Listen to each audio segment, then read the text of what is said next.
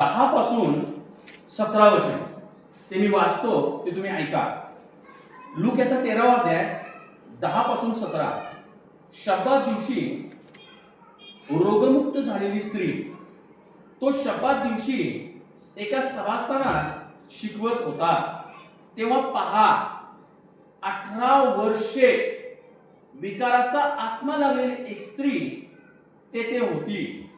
ती कुबडी असल्यामुळे तिला नीट उभे राहता येत नव्हते.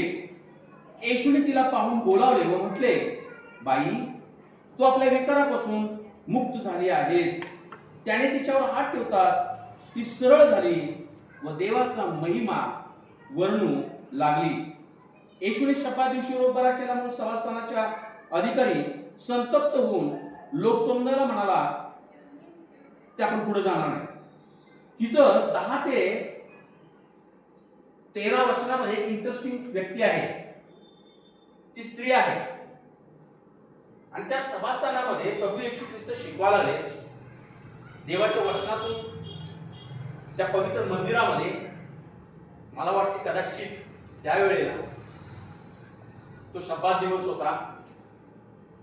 आणि जुन्या करारापासून यहुदी लोकांची अशी मान्यता आहे की शब्दाच्या दिवशी कोणी रोग बरा करायचा नाही, तिकडे आपण जाणार नाही.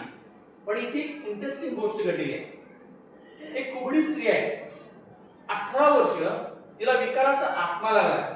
विकार म्हणजे काय हो? विकार म्हणजे आजार.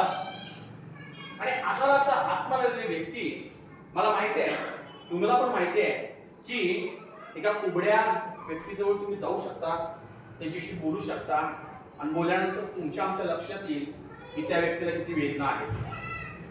आम्हाला थोडीशी जरी सळ भरली, कमरेत जरा थोडीशी जरी सळ भरली, तर झंडूबाम, आयोडेक्स